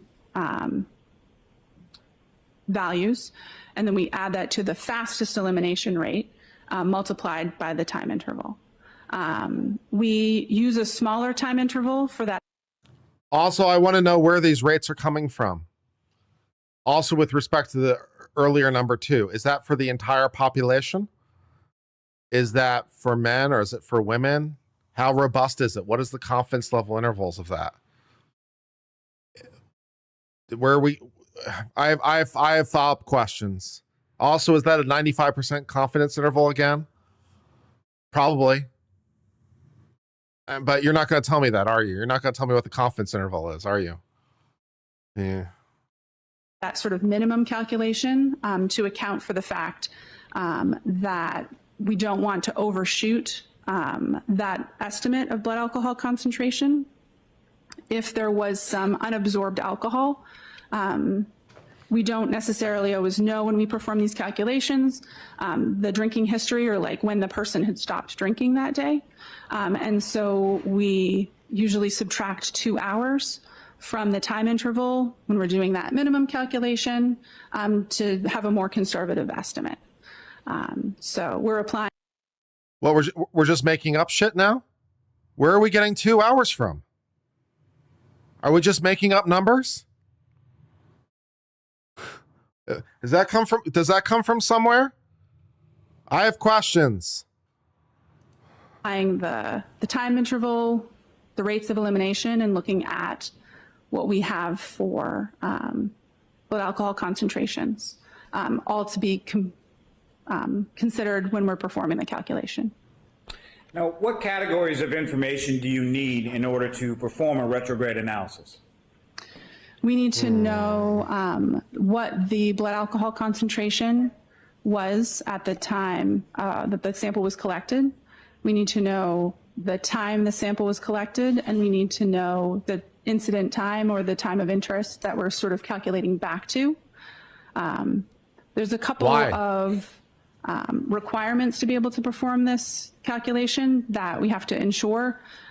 Why do you need to know the time that the blood was drawn? Why does it matter? Does it matter? Maybe it does, but why? You didn't base nothing you told me said it made a difference, right? You just told me there were conversion factors. The conversion factors had nothing to do with time of day. So unless you're going to tell me some more information, it doesn't matter. It could be 4 a.m. It could be 4 p.m. It wouldn't matter. So why do you need to know what time it is? You don't need to know what time it is. You just need to know, like, okay, this is time 0. And then working backwards, now I can tell you indefinitely, basically forever. Because I can just, I don't also need to know what time instant I'm concerned about. I don't need to know. I just, right? Tell me I'm wrong, right? Or tell me I'm wrong, right? If all I need to know is what was the blood alcohol concentration. I don't need to know what time. And then I just have my factors, and then I can tell you what their blood alcohol concentration was at any arbitrary time as far back as you want to go, given those conversion factors. So I don't need to know what time it was, nor what time I'm looking for. Do I? I don't think I do. What are we talking about? I'm confused.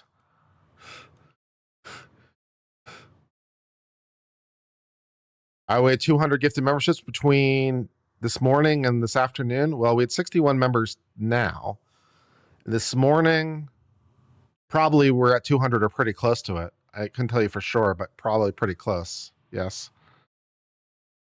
Yeah. We have to make sure that there's at least been 2 hours in that time interval between the time of collection and the time of interest that we're looking at. We can't calculate backwards with that very narrow window because we can't be sure that the person is entirely in the elimination phase, that their body has reached a maximum blood alcohol concentration and they're just breaking down alcohol at that point. And we also know that this simple rate of elimination calculation can't be accurately modeled once we get down below between 0.02 and 0.03. So we have to make sure that the starting blood alcohol concentration is at least an 0.03 or higher in order to be able to apply that math. Now, how is it that alcohol is metabolized within? Apparently, math depends on what number you start with. Apparently, you can't do the conversion factor if it's 0.02 as opposed to 0.04 because somehow 0.02 and 0.04 are different numbers in math world. Okay, I'm confused. My confusion continues with every passing moment. In the box. Generally, after someone stops drinking alcohol, their body reaches a maximum blood alcohol concentration. And then after that maximum is reached, for most folks, that's between 30 and 90 minutes after they stop drinking. And then the body breaks the alcohol down over time in a very predictable, linear fashion. Down until it gets down into about 0.02 and 0.03. The mechanism that the body uses to metabolize, some alcohol is excreted in urine, some alcohol is evaporated and removed from the body through your breath, but the vast majority is broken down with enzymes in your body that convert the ethanol structure into water and carbon dioxide. What are the phases of metabolism for alcohol in the body? So alcohol, once it's ingested, moves through the body in a couple of different phases. One, initially, the body is absorbing alcohol.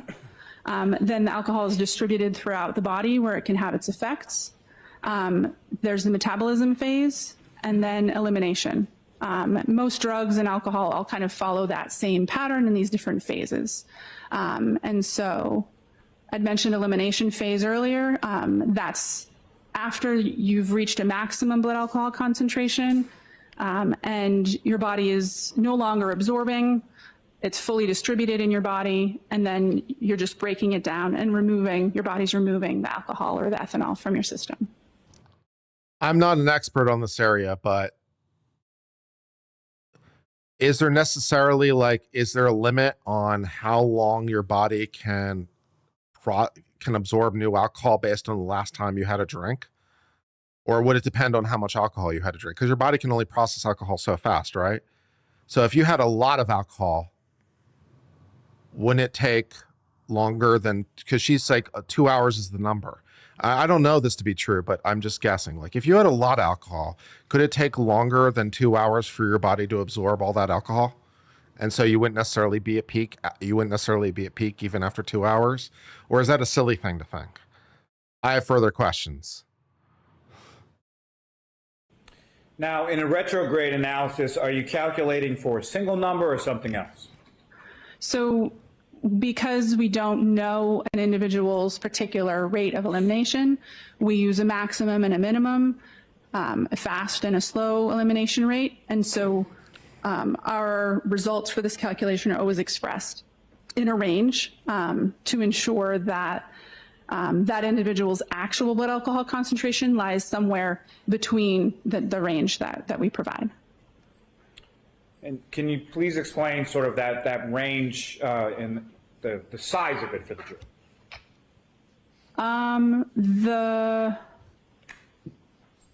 The range that's provided as part of these calculations, the size of the range depends on the facts of the case and the amount of time that's passed between the time of the incident and the time of the sample collection. The more time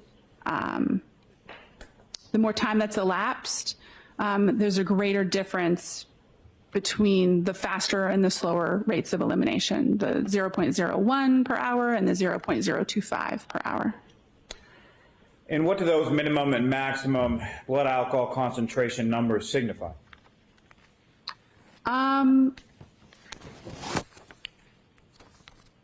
They signify the smallest and the largest concentration that could be reasonably expected based on the blood alcohol concentration and the rates of elimination that are being applied in the calculation. Now, were you able to perform a retrograde analysis from this defendant's alcohol blood testing from the Good Samaritan? Yes, I was. She's not really selling me on the confidence relating to these things. It sounds like she's just saying that this is what she's been told. She has no independent understanding of where this comes from. Okay, I'm not feeling the utmost. Maybe she knows more than she's letting on, or maybe the questions just suck. But I'm like, where are these numbers coming from? How do you know these things? Are you just making up stuff? Are you a wizard? I don't know. And similarly, did you perform that in conformity with how you performed prior retrograde extrapolation analyses in other cases? Yes, I did. And what time was utilized in your analysis as the time of vehicle operation or of incident? 12:45 a.m., January 29th, 2022. And do you know where that time came from? I believe it was the time specified in the request from the district attorney's office. And also, this does nothing to tell you like when the alcohol was consumed, right? So, yeah, I mean, you wouldn't know the difference between, based on this, you wouldn't know the difference between them having, drank alcohol right before the crash versus right after the crash, right? You wouldn't be able to determine like that they didn't just get into an accident and then chug a bottle of whiskey, right? I mean, that at least based on this, you're not, as opposed to like when, yeah. So this feels like there's a lot of assumptions being based in this equation that aren't necessarily true. I have cross-examination questions.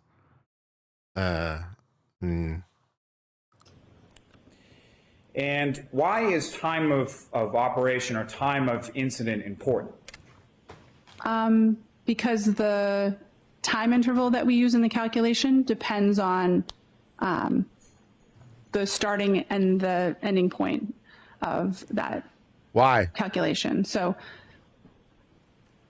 the time of incident is important because that's what we're basing the math on. And what Why? was the resulting minimum and maximum numbers that you calculated for the defendant's blood alcohol concentration from her blood testing reading from the Good Samaritan Medical Center? That based on the 93 milligrams per deciliter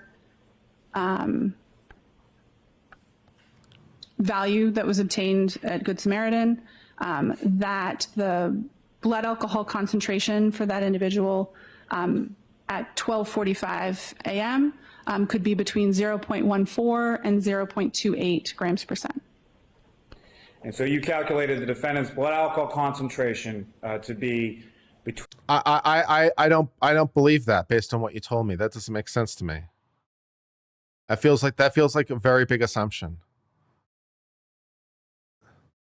Yeah. It could be, I could be mistaken, but it doesn't this sort of presume that all the alcohol was drank prior to the incident and like had a steady rate of decrease? What happens if you had alcohol after the incident? How's that factor into the equation? It feels like there's a lot of assumptions built into this. I could be wrong, but I'm not feeling it. Between 0.14 and 0.28 at 12:45 a.m. on January 29th, 2022. Is that correct? Yes. May I approach just to retrieve, Your Honor? Yes. She's not instilling me with a lot of confidence.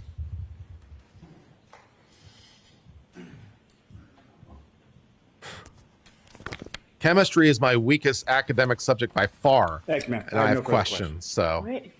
Mr. Nitty? Okay. I have questions. I have several follow-up questions. At this point, Where I'm from only the gonna give you numbers about come? 5 minutes. What is your confidence? Okay. Thank you. 5 minutes? I'm going to need more than that. Where from the numbers come? What Good is your afternoon, ma'am. confidence? Good afternoon. How do you know when they drank the alcohol? The I have Mass more State Police questions. Crime Lab, you mentioned, is an accredited forensic lab, correct? That's correct. That means that your lab has met specific internationally recognized standards for both quality and competence, correct? There are aspects of quality and analyst competence that are addressed in the accreditation standards, yes. It also means that your lab has demonstrated a commitment to best practices and to ensuring the reliability and accuracy of its forensic work, correct? Yes. And there are several requirements in order to become accredited, right? Yes. One of the most important requirements is an independent external review of your lab's quality management system, correct? Yes, that's definitely one important component of the accreditation process. That independent external review also evaluates your lab's technical systems, correct? Yes. And its procedures. Yes. And an external review means that experts from outside your lab come into your lab to review your work, right? Yes, the review includes the procedures and the operating protocols, and there is some element of case file and specific work review. Within your lab. Correct. And they make sure that you're following established and proper protocols, correct? Yes. Now, as a forensic scientist 4, is one of your responsibilities to ensure compliance with the lab's administrative policies, quality assurance, and control requirements to make sure that you're complying with accreditation standards? Yes. And you take pride in your lab's accreditation status, correct? Yes, it's an achievement that's obtained by the hard work of a lot of folks at the lab working together. You make sure, or you do your best to make sure that the lab is in compliance because you don't want to lose that accreditation status, correct? Correct. It's important to ensure confidence in our results, to maintain the quality and maintain the accreditation. Okay. In contrast to the accreditation standards for a forensic lab like Okay, how did you yours, fuck up? The standards for a hospital lab may be different, correct? Correct. Typically, accrediting bodies for clinical chemistry or hospital systems are different accrediting bodies or different standards than forensic standards. Okay. And a forensic lab exists for a different purpose than a hospital lab, is that right? Correct. They have different customers and sort of different scope or intention for the use of their results. Sure. A hospital lab tests and analyzes blood for its use in diagnosing medical illnesses and for medical purposes, correct? That's consistent with my understanding, yes. Sure. And it's not for meeting court admissibility standards like your lab, right? Not that I'm aware of, no. Your lab follows strict procedures that an expert from your lab can have confidence in the lab results when they come to testify in court like you're doing today, correct? Yes. As you testify here today, you have no information that the lab at Good Samaritan Hospital is an accredited lab, correct? Correct. And in addition, Good Samaritan Hospital is an external party in terms of its relationship to your lab, right? Yes, and for that reason, the type of calculations that we performed based on medical records from Good Samaritan are outside of the scope of accreditation in the crime laboratory system. Right. It has no relationship to your crime lab, the Good Samaritan lab, right? Correct. The same policies and procedures are applied when our laboratory analyzes serum, or if we needed to do a retrograde extrapolation on testing that was performed internally that's covered by the scope of accreditation. But as you're mentioning, the testing was not performed in my laboratory. I don't have any direct knowledge or understanding of their QC procedures, of their accreditation requirements, or their testing procedures at all. You anticipated my next question. So basically, you cannot personally vouch for the ethanol testing that was performed at Good Samaritan, correct?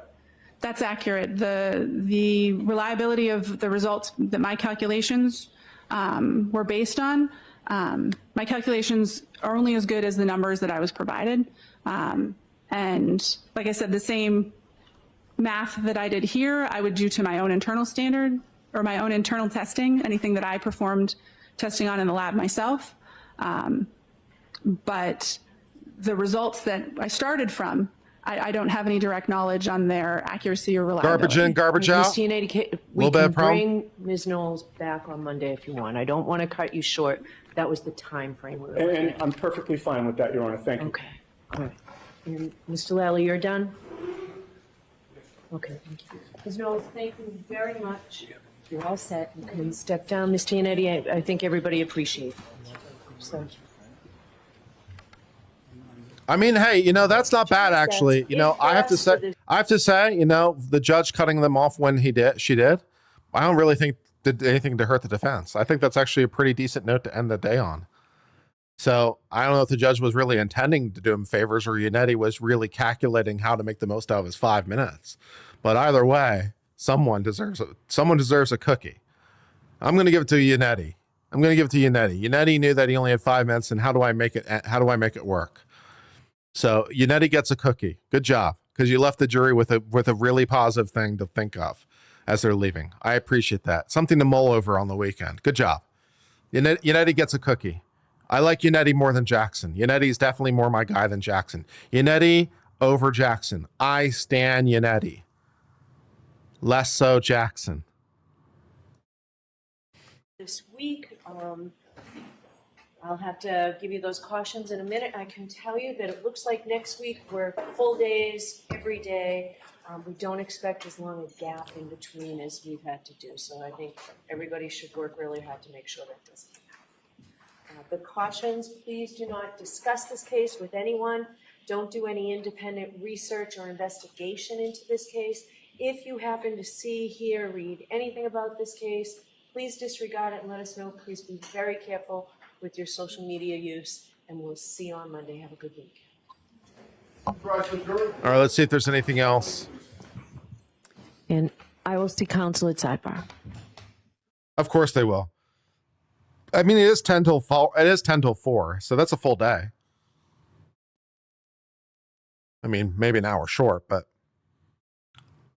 What are we doing now? Sidebar.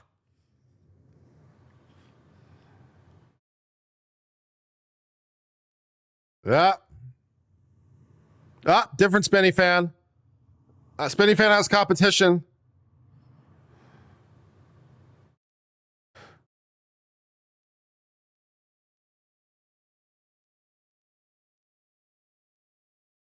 We'll see if the feed continues or what's going on here. I'm happy that we get an hour short, man. I'm tired. And I'm looking forward to like taking a nap and chilling out and trying to get a bedtime and all kinds of things. I'm looking forward to not streaming here in a second. I'll be what's going on, man. Are you supposed to mull over testimony? I don't know if you're supposed to, but they're going to. They're human beings.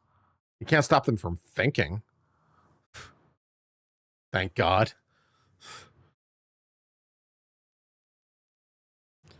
They're allowed to think. They're just not allowed to draw any conclusions until they hear all the evidence. But they're allowed to think.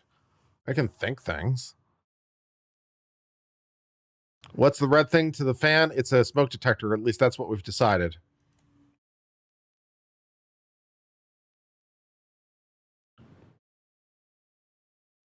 I don't know that to be true, but we've decided it's true, which I guess makes it true for the purposes of our channel. I'm going to play a little bit of Schedule 1. I don't know if I'm going to stream it or not, but I'm going to play a little bit of it. I also have to call somebody and yell at them.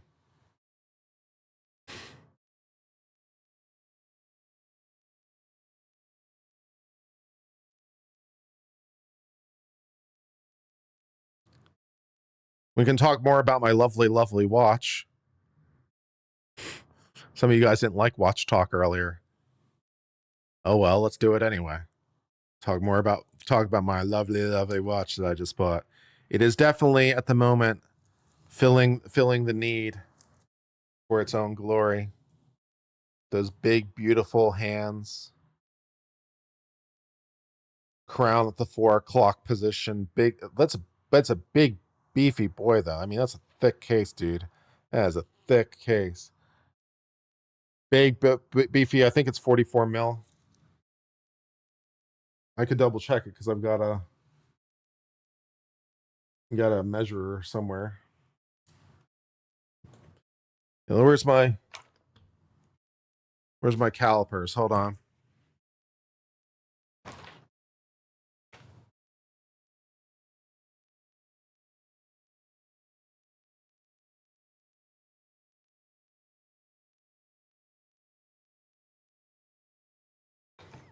Let's see what we got.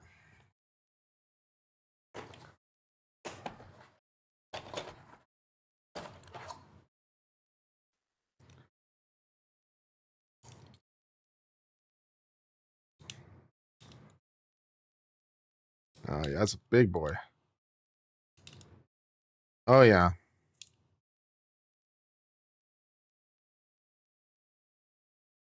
$44 and a half. Woof. Big boy. 44 and a half.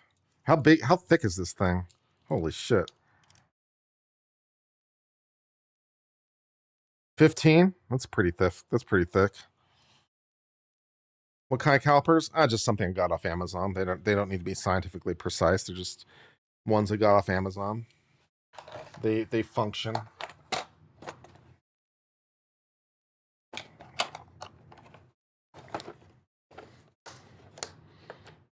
I need a scale so I can tell you how much it weighs because it's a hefty boy. My wife just asked me what I was watching. Didn't think it sounded right out of content. You're watching watch content? What'd you say? You're watching watches? Yeah.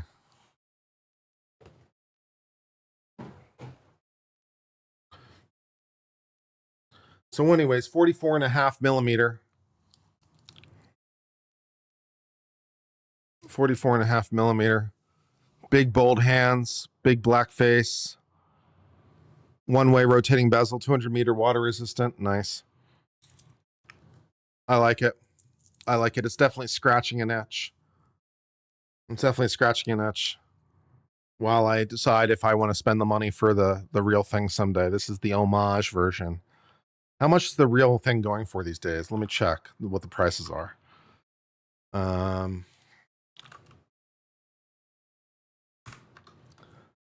Yeah, what are they going for? What is it going for these days? Hold on. Let's double check. How am I doing on my price point? Okay, it looks like the stream is over because it's it's at the nothing. Let's see. Watches. Soon. Okay.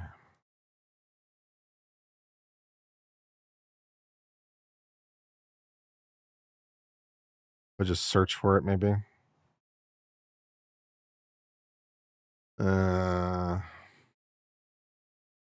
No. No.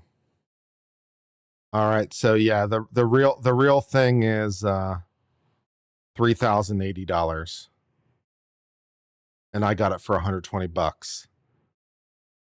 So yeah. So I'm happy. I'm happy for the moment.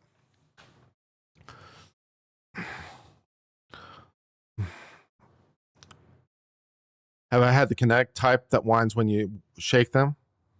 Well, I mean, kinetic, this is an automatic, so this has a rotor in it.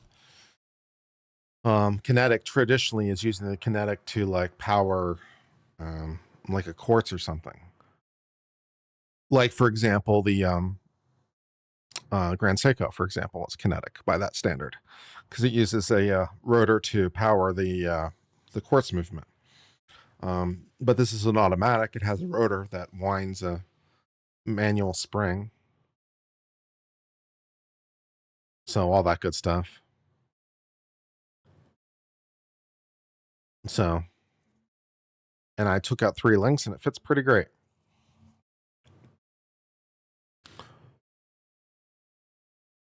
Yeah. All right, guys, I think I'm going to end the stream. I'm tired and I don't really want to keep streaming anymore. We will be back on Monday. Well, you know, I suppose I should schedule the stream for Monday to give you guys a place to... Do I schedule the stream for Monday now or do I schedule the stream for Monday later? I don't know.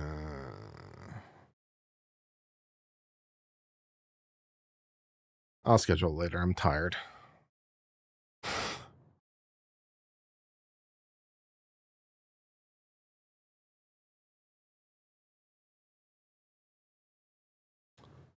Yeah, I'll schedule it later. All right, I'm gonna bail out of streaming for now.